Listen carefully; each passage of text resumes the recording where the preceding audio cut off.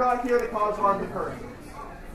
We are here in defense of this community. No ifs, no buts, no education cuts. No ifs, no buts, no education cuts. No ifs, no buts, no education cuts.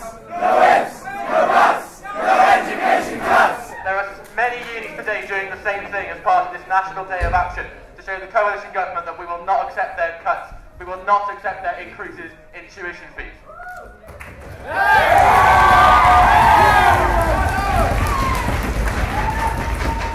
So basically, the idea is that in a while we're going to have a conversation and draft together a list of demands that everyone finds acceptable, and then stay here for those demands to be met.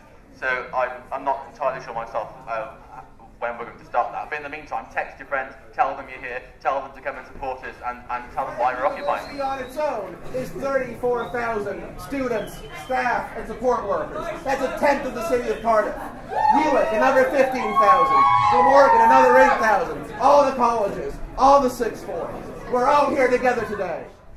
So, one thing to think about when you're talking to the media is not just the question of how these kinds of changes, of how these increases in tuition fees are going to affect higher education in an abstract sense, but think about the stories that you can tell about yourselves, that you can tell about what these kinds of rises in tuition fees would do to your chances in life, would do to your future, to you as an individual.